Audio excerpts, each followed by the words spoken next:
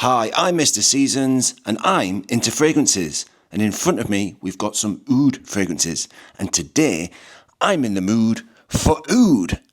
So, why don't you join me? We'll head to the scent bar and we'll have a casual chat. We'll talk about some oud fragrances. And at the end of it, I'm going to pick myself a nice oud scent of the day.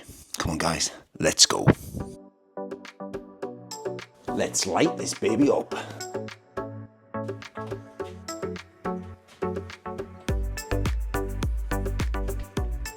Welcome, fragrance lovers. Welcome to the scent bar behind me.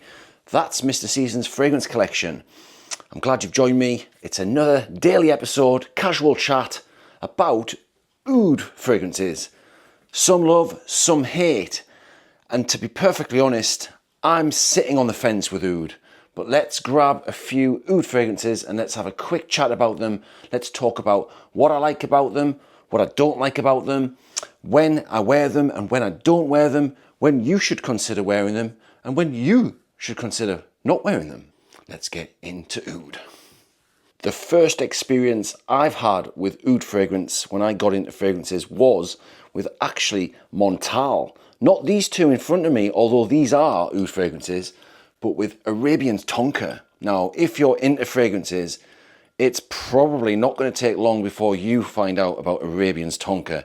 It's a beast mode powerhouse of a fragrance, a stunningly beautiful oud fragrance that lasts all day. Very sweet though. And I've got two oud fragrances in my collection by Montal, one of them being, in my opinion, a better version of Arabian's Tonka. It's Rendezvous Chez Harrods, an exclusive edition by Montal. And I think an acceptable oud for not necessarily daily wear, but certainly cold weather type of vibes. And yeah, I enjoy wearing this on occasions, but it's the sort of fragrance that I hold back for something a little bit special. It's the sort of fragrance you could wear, for example, if you were going out for a nice meal, if you are wanting something to last all day or most of the day, because this will perform quite well, then this is definitely the sort of fragrance you can probably pick up. The other Montal that I have is Oud Tobacco, and I would say that this is another acceptable oud. If you're not heavily into oud, then you could consider this one, because the oud's not too strong, it's not too pungent, it's very delicate. There's only a tiny bit of a hint of tobacco. It's actually bordering slightly on the unisex side of things. So this is another great consideration if you're wanting a niche, if you're wanting to step into the niche game of ouds, then you could consider Montal. You could consider Arabian's Tonka if you're a lover of oud and you like sweet fragrances. Definitely that would be worth consideration. Otherwise, these two Montals could certainly be worthy. Let's move on. Before we move on to the next fragrance, I'd love to hear your thoughts and comments about oud. Do you love oud, aka agarwood? Do you hate it? Are you looking for your next oud fragrance? Yeah, I'd love to hear your thoughts on it because I find oud very divisive. Some days I love it, some days I can't stand the stuff and I don't want it anywhere near me. It stinks up the old Nostradamus. But hey, today I am in the mood for oud. So that's got to be good. But which one will I pick for my scent of the day? Stay with me. It's not going to be a short video, but we're going to get straight into the next fragrance. And that's YSL M7, a recent pickup actually by chance because it was on a really good deal. I didn't actually know a great deal about this, but now I've learned that it's been around quite a while. It's certainly not a new kid on the block. It's been around for years. And this is what I would consider a stunning old school oud. Very sweet again, very syrupy and indulgent, but not too heavy.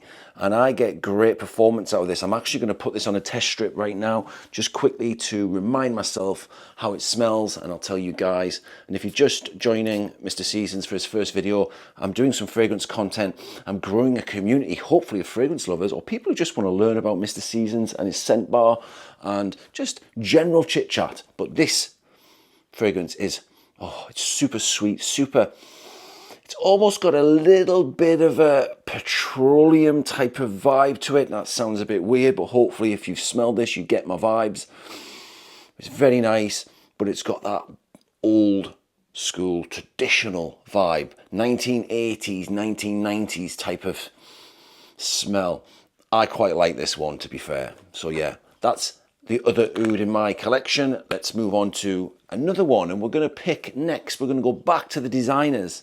We're going to go for an affordable oud, and actually one that surprisingly not many people talk about. What's it going to be? Let's go and get it. Versace Oud Noir, or Noir. I never can pronounce that right. Yeah, Versace Oud Noir. Again, a recent pickup by chance for Mr. Seasons. I'm going to spray it again on a test strip to remind myself. Sometimes you just have to do it. Let's do it. Right. Oh yeah. Not as sweet as M7. Not as heavy. Very light. You get a hint of oud. You get like a caramel sweetness in this as well. And some woods coming through. It's a very nice, gently blended oud fragrance with a lot of light woods thrown in amongst it. And a nice sweetness, but not overly sweet. I think this oud is excellent by Versace, and I don't hear a lot of people talk about this one, which I think is quite a shame. Maybe I should gatekeep this one, and maybe I should wear it more. Will this be my scent of the day today? Who knows? Have you got Versace Oud Noir? Would you consider it? I think you can pick this up relatively cheap nowadays, probably about 60 quid. But yeah, a nice oud fragrance. And then we're going to get eventually to the ultimate beast mode oud, so stick around. Right, you won't want to miss it. Next on the list, I'm actually realising that I don't have as many oud fragrances as I thought I had. So that's sort of tells you the story that Mr. Seasons isn't a massive oud fan, but hey, like I say, today I'm in the mood for it. Today as well, I've just picked up this Oud Vanille by Mancera. Now, this is a custardy, creamy oud. A bit synthetic from memory. Let's try it now.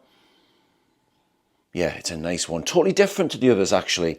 This one is creamy custardy with the vanilla. A very custardy, but slightly synthetic.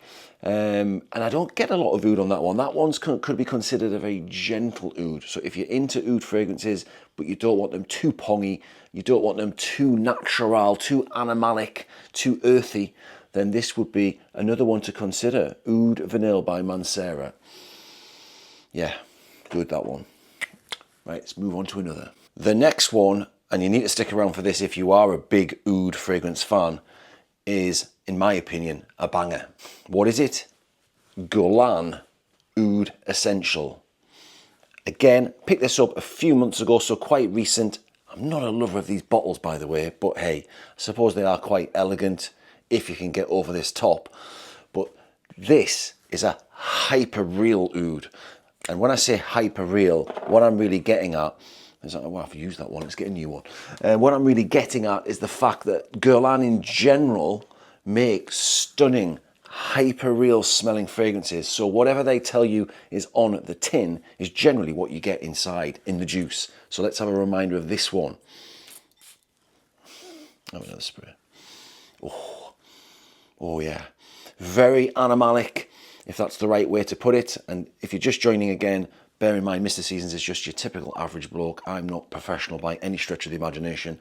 I'm just telling you it as I see it from my collection and from my experiences. And I'm wanting to hear from you guys. If you like this sort of content, please do drop a like, drop a comment, and consider subscribing. It's completely free. Hyper real, when I say that, it is like they've literally drained the juice out of an agarwood and popped it in this bad boy. It's sweet, yet not sweet at the same time. So you get a sweetness and a dryness. And it's like you could almost be literally in the middle of a forest, sucking the oud from a straw, if that makes sense. I'm trying to explain it in a way that you might understand. But yes, get great performance out of this again. The oud fragrances do tend to really bang. You get a big bang for your buck with the oud. But this one particularly lasts a long time. But you might consider this tad pongy.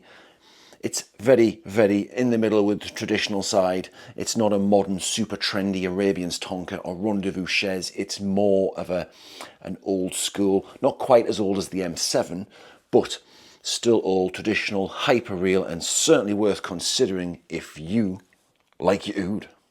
Thanks guys for staying on board to this point. We're now getting to the ultimate oud in my collection. This is the oud that if I was to recommend any oud fragrances to anybody in any walk of life from any part of the world, it would probably be this one. However, it does come with a slight warning, so we're going to move on to that now. I'm going to reach for it. Here we go. You might have already guessed it.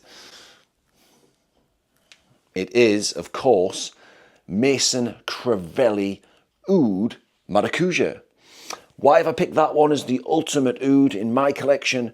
Well, because it is a beast mode. And when I say beast mode, this thing goes like a train. It goes for hours. It doesn't wash off your clothes easily.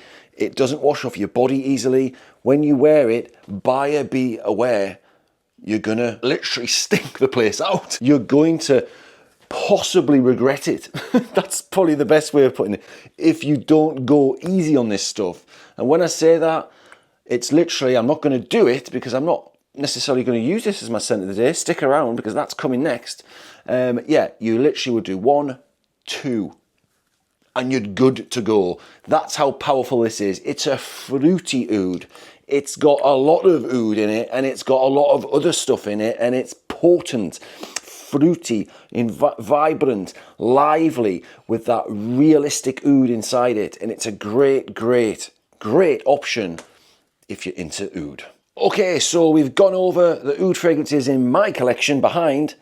What am I going to pick for my oud scent of the day? After all, the video was entitled I'm in the mood for oud, pretty much, and I am in the mood for oud. But what am I going to pick? Am I in the mood for super strong oud, or am I in the mood for sensible oud? It's a Sunday today. Do you know what? I'm in the mood for something just quite sensible. I've had a shower, I've done my little workout. I don't want something that's going to hang on me for the rest of the night. I want something that's going to probably fizzle away after maybe 8 hours, there or thereabouts. I'm going to go for Versace Oud Noir. And the reason being, I wore M7. It was a toss-up between M7 or Oud Noir. I'm going to go for Oud Noir today. It's a sensible option on a day like this when you just want something that will fit the bill of being oud, but not overly oud. There we go. I'm going to do 4 sprays there, 1 on the back and a couple on the wrist. That's my sort of spray routine. So I suppose that's 6 to 8 sprays. Oop, missed that one. Not very good. Yeah, it's a nice, sweet, indulgent, light oud fragrance. Well done, Versace, with that one. Didn't think I was going to pick that one, to be fair, but I did. Just ran through the video. This is what happens when you join Mr. Seasons. You just never know what's going to happen. That's the scent of the day today. I thought it was going to be M7, but I changed my mind because I've actually worn that a couple of days ago. So there we go, guys. I'd love to hear your thoughts on oud fragrances. Do you have a place for oud, or are you a lover, a hater of oud? Pop it in the comments. And thank you for watching this short video. And until the next time, get on out there, keep on sniffing, and get seasoned. Bye-bye.